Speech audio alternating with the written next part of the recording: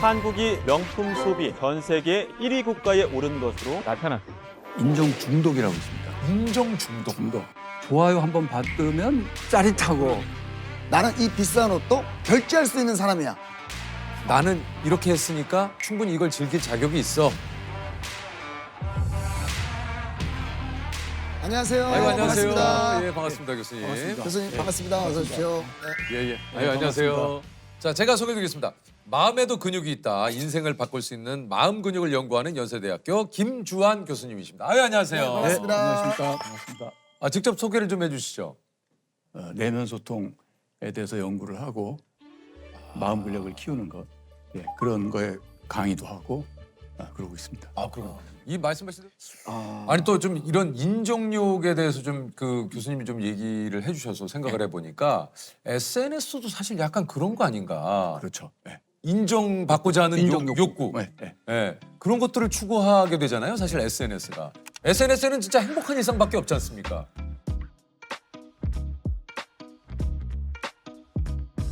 인정 욕구는 적당한 수준이고 그렇다면 그건 어떻게 보면 우리에게 자연스러운 거잖아요. 에너지를 주고 예, 예. 너 인정받고 싶고 그렇죠. 이 사회에서 이제 건강하게 우리를 만들어주고 좋은 거예요. 활력으로. 그런데 문제는 뭐냐면 인정 중독이라고 있습니다. 인정 중독. 그거는 조금 구분을 해요. 네. 그건 그건 어떻게 뭐냐면 인정에 내가 의존적으로 되는 거예요. 그리고 인정을 받으면 지나치게 기분이 좋아지고 인정을 못 받으면 지나치게 낮아져요. 그게 중독이에요.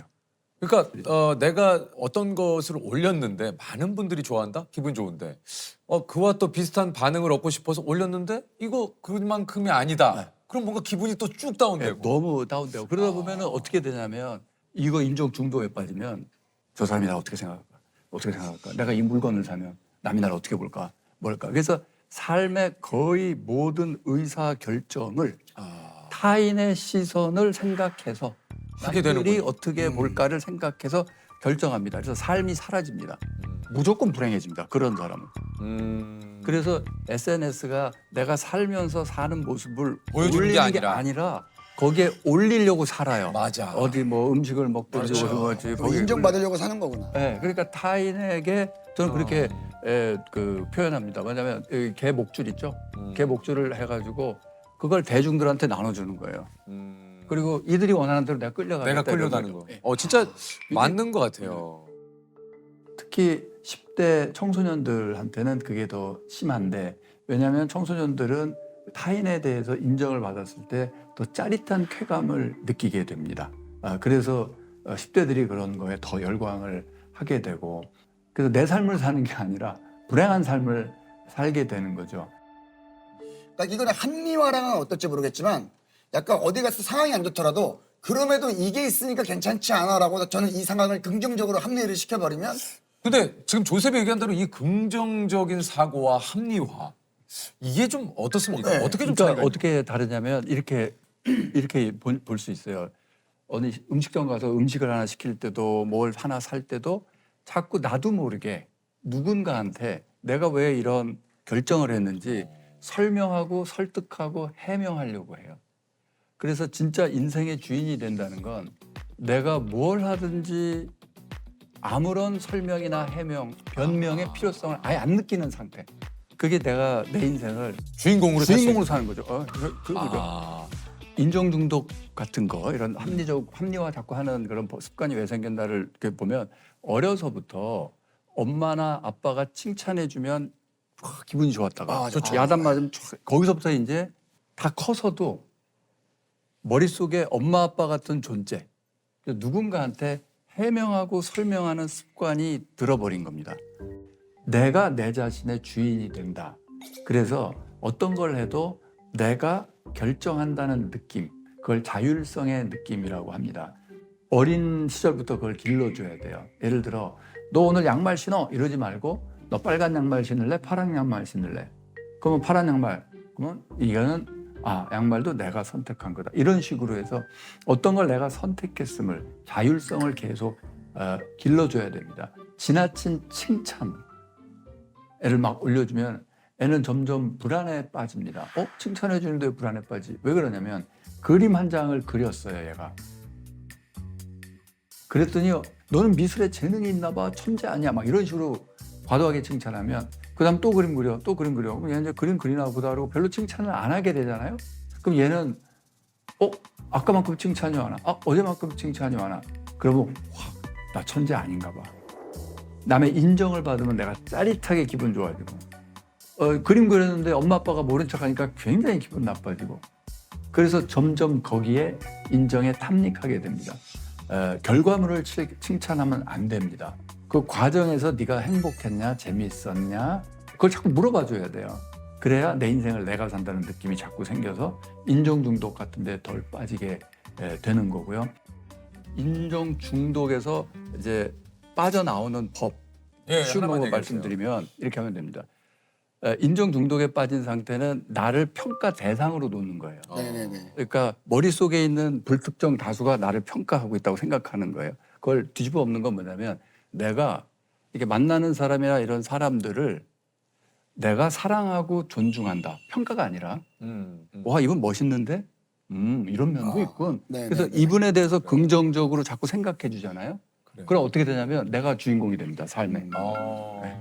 그리고 전전도피지로 활성화되고 그러면 이분이 나를 어떻게 생각할까 하는 게 많이 줄어듭니다. 네. 인정을 하니까 내가 인정해주고 내가 사랑과 존중을 하는 거예요. 이 방법을 제가 대학교 4학년 애들한테 이제 입사 면접하잖아요. 그래서 면접 시험 잘 보는 테크닉으로 이걸 가르칩니다. 그래서 면접관들이 쫙 있으면 입사 시험장이니까 잘 보이려고 노력을 그렇죠. 하죠. 당연히 그렇죠. 그럼 무조건 긴장되고 자신의 모습을 잃어버리는데 그렇게 하지 말고 면접관들을 와 이분들 내가 이렇게 들어가고 싶은 회사에 들어가신 분들이네. 들어갔을 뿐만 아니라 안 잘리고 임원까지 되신 분들이야. 와 존경스럽다. 사랑과 존중의 마음으로 면접관들을 보죠. 그럼 진짜 잘 됩니다. 그래요. 긴장감이 그게 사라지고 맞아. 그게 내가 참- 평가 대상이 아닌 거예요. 네. 내가 이분들을 인정해주고 있는 거죠. 예. 그래서 그러니까 이게 그런 노력을 하면 좋습니다. 사실 그 교수님이 얘기한 대로 뭔가 인정한다라는 게 말은 쉬운데 이게 참 또 때로는 인간이기에 그 쉽지 않을 때가 있어요. 쉽지 않아요. 가끔 어떤 사람이 예를 들어 뭐 우리 업계에서도 인기가 있다. 인기가 있는 이유가 있지. 저 사람은 인기가 있을 만해. 저 사람의 어떤 부분이 그럴까? 이렇게 인정을 하면 되는데 예를 들면 아니 왜 쟤가 어쨌지. 나보다 인기가 있지? 네. 아니 나 이유를 모르겠네. 아니 난 걔 좋다고 그래도 나 모르겠어. 근데 참 재밌는 거 네. 이것도 뇌과학적으로 네. 밝혀진 건데 재밌는 게 있습니다. 뭐냐면 제가 그러니까 존중을 강조합니다. 타인을 존중해라 또는 나를 존중해라. 그럼 내가 나를 존중하면 타인을 무시하게 되는 거 아니야? 그럼 내가 나를 존중하니까 이게 근데 그렇지 않습니다. 내 자신에 대한 정보 처리의 뇌 영역과 타인에 대한 정보 처리의 뇌 영역이 거의 일치해요. 그 결과 무슨 일이 나오냐면 자기 존중심이 쫙 단단하고 높아지죠. 그럼 타인을 존중하게 존중하지. 됩니다. 그래요. 그리고 맞아요. 세상에 존중할 사람 하나도 없네. 남을 다 이렇게 깎아내리는 사람들의 특징은 뭐예요? 내가 나를 속으로 비하하고 있는 겁니다. 아, 내가 나를 무시하고 있는 겁니다.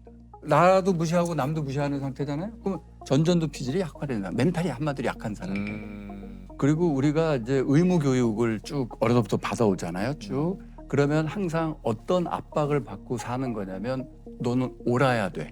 정답을 얘기해야 되고 너는 옳아야 돼. 그래서 자꾸 우리가 나는 옳아, 나는 옳아. 이거를 속으로 내면 소통을 하고 삽니다. 그러다 보니까 이제 부정적 댓글 남기는 사람의 공통적인 특징이 어떻게 되냐면 나는 모든 걸 알고 내 말은 옳은 거예요. 맞아, 전제를 맞아요. 보세요. 그렇죠. 내가 다 알아. 내가 다 네네네네. 옳아. 남은 옳은 거예요. 맞아요. 그래서 제가 정말 우리에게 필요한 거는 내가 옳다는 생각이 아니라 친절한 겁니다. 그래서 이걸 아주 간단하게 하면 맞는 거 영어로 표현하자면 being kind, 맞아요. 친절하냐가 중요한 거죠. 그 친절한 게 나에 대해서 여기 자기도 행복해지고 자기 능력도 좋아집니다. 혹시 그렇다면 이 부정적 사고 아까 좀 얘기를 쭉 하셨는데 이것을 조금 긍정적 사고로 좀 바꿀 수 있다고 할까요? 이럴 수 있는 방법도 좀 있습니까? 그게 6가지 자기 긍정, 타인 긍정을 훈련하면 됩니다. 어떻게 하는 겁니까? 용서, 연민, 사랑, 수용, 감사, 존중. 그러니까 다 용서면 뭐 내가 나를 먼저 용서하고 타인을 용서하고 용서하고. 그리고 갑자기 용서해라 뭐 연민을 느껴라 그러면 이게 무슨 뭐 목사님 설교 주제인가 뭐 이렇게 생각하실 수도 있지만 네. 용서는 뇌과학에서 요즘 가장 뜨는 연구 주제입니다. 그래요? 왜냐하면 용서의 힐링 효과, 치유 효과가 너무나 세기 때문에 거의 만병통치약이에요. 그동안 나온 연구들 보면. 그래서 내가 나를 먼저 용서하고 그 다음에 남을 용서하고 사랑은 이제 로맨틱 러브 이게 아니라 내가 나의 건강과 행복을 바라고 타인의 건강과 행복을 바라고 이런 훈련을 그 내면소통 훈련을 계속 해가면 그러면 단단해집니다. 이게 그 교수님이 지금 사랑에 대해서 얘기를 하셨지만 이 얘기는 사실 저희가 늘상 듣는 얘기인데 그렇죠. 이게 이게 참 쉽지가 않아요. 어려워요. 네. 이게 어려워요. 어렵죠. 그죠? 어려워요. 사랑은 어렵죠. 네. 그런데 제가 자신 있게 얘기합니다. 사랑과 존중 없이 사는 삶이 훨씬 더 어려워요. 훨씬 더 괴롭고 맞아. 근데 이거는 그게 사실 사랑이죠. 교수님이 얘기를 해주셨지만 하루아침에는 되고 연습을 해야겠네요. 연습을 해야 돼. 연습을 진짜로. 그러니까 인정하고 존중하고 뭐 예를 들면 이런 부정적인 생각과 부정적인 마음. 아 열받아 오늘 뭐 할 것도 없는데 날씨 왜 이렇게 좋은 거야? 날씨가 좋은데 왜 열받을 일이에요? 근데 상황에 따라서는 이것도 사실 부정적인 생각이 들 수 있는. 그런데 많은 경우에요. 네. 이 부정적인 거는 생각이라기보다 감정이고요. 정확하게 말하면. 네. 그 부정적인 감정, 감정은? 분노, 짜증 이거는 몸에서부터 올라옵니다. 몸의 신호예요. 그래요. 더워요.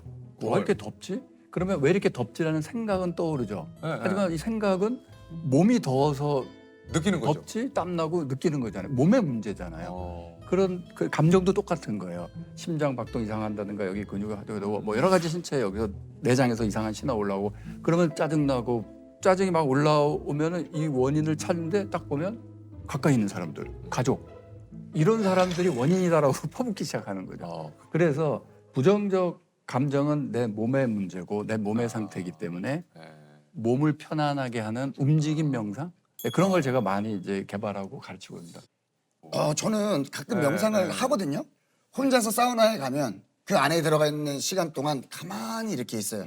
근데 하면서 안 좋은 점이 자꾸 벌어지지 않은 것들을 먼저 제가 생각을 하거든요. 그러니까 이게 좀 명상을 어떻게 좀 할? 그러니까 명상에 대해서 이제 가르치면서 이제 접하게 되는 거는 명상에 대해서 굉장히 잘못된 생각을 하고 계신 거예요. 그건 명상이 아닌데 명상이에요. 대표적인 게 명상이 생각을 억제하고 누르는 거라고 착각을 해요. 생각은요. 내가 하는 게 아니에요. 이걸 깨달아야 돼요. 내가 2분 뒤에 나 무슨 생각하고 있을래? 될까요? 안 되죠. 안 되죠. 돼요. 네. 생각은 내가 컨트롤을 할 수가 없는 거예요. 우리가 그냥 말로 생각한다라고 하지만 생각은 내가 하는 게 아니에요. 생각은 나한테 일어나는 사건이에요. 거의 내 뜻과 상관없이. 네네네. 그래서 그 명상은 뭐 하는 거냐? 명상은 뭐 하는 거냐면 알아차림이에요. 내가 무슨 생각이 떠올랐고 무슨 생각이 내 안에 올라오는구나를 알아차리는 어웨어니스라고 합니다. 그 알아차리는 거예요. 훈련을 하려면 뭔가 계속 알아차리면 좋잖아요. 대표적인 게 호흡을 알아차리는 거예요. 호흡을. 네. 들어오고 나오고. 지금 우리 말하는 동안 계속 호흡을 했죠? 했죠. 근데 호흡하는 거 못 느꼈죠? 못 느꼈죠. 네. 어느 순간 나 호흡을 좀 들어오는구나 나가는구나. 그러면 이 어웨어니스의 능력이 쫙 좋아집니다. 그게 진짜 핵심이고 그게 다예요. 그래서 이거는 이 알아차림 훈련은 꼭 가만히 앉아서 할 필요가 없습니다. 움직이면서도. 네, 움직이면서 사실은 해야 돼요. 걷기 명상, 달리기 명상, 수영하면서 물속 명상 이게 알아차리는데 훨씬 도움이 됩니다. 몸을 다스리는 거죠. 즉 감정을 다스리려면 몸을 다스려야 되는 거고요. 우리가 어떤 일상적인 훈련을 통해서 일종의 마음 근력 훈련인데 그걸 통해서 심장 박동을 좀 차분하게 하는 거 하면 좋겠죠. 대표적으로 제가 추천드리는 게 존2 훈련이라고 있습니다. 심장 박동을 5가지 구역으로 나눴을 때 두 번째 영역, 살살 걸어 다니는 것보다는 조금 빨리 천천히 뛰는 정도 그 심박수를 유지하면서 30분 이상 일주일에 서너 번 한 2달 정도 하고 나면 심박이 평소 심박수가 쫙 안정화됩니다. 그래서 그런 유산소 운동을 꾸준히 하면요. 심장이 무조건 천천히 살살 뛰니까 이 사람은 불안감을 잘 안 느끼게 되는 거죠. 그래서 제가 말씀드리는 이 존2 트레이닝이라고 하는 이 유산소 운동은 몸 건강해지는 거는 덤이고 사실은 마음 건강에, 마음 근력 향상에 큰 도움이 된다. 이렇게 말씀드릴 수 있습니다. 그 좀 교수님도 이제 이렇게 얘기를 좀 오늘 좋은 얘기를 쭉 해주셨는데 교수님 한번 여쭤보고 싶은데 교수님은 어떻습니까? 행복하십니까? 점점 행복해지고 있습니다. 상태가 점점 수행을 해서 아 그래요? 좋아지고 있습니다. 데드리프트랑 스쿼트 기준으로 예, 예. 다 100kg 최근에 다 돌파해서 이제 해서 태어나서 가장 체력이 좋은 상태가 요즘. 그래요? 계속 올라오고. 교수님 아까 인종욕 그거 얘기하셨는데 지금 인종욕 아니에요? 인정 욕구입니다. 욕구. 인정 중독 아니고요. 중독은 욕구다. 요거 중독. 좋은 거야. 이게 안 된다고 해서 이건 그건 아니다. 그냥 이유가 남한테 잘 보이려고. 라면 중독이겠죠. 근데 난 제가 행복해서 하는 거니까. 그렇지. 그래서 타인의 평가 대상으로 나를 놓는 습관을 버려야 돼요. 어렵다고요? 아니야. 타인의 평가 대상으로 놓고 살아가는 삶이 더 어려운 삶이에요. 이게 더 쉬운 거예요. 근데 너무나 이게 자꾸 어렵다고 느끼는 건 낯선 거예요. 근데 그게 더 편하고 쉬운 길입니다. 유퀴즈 좋아합니다.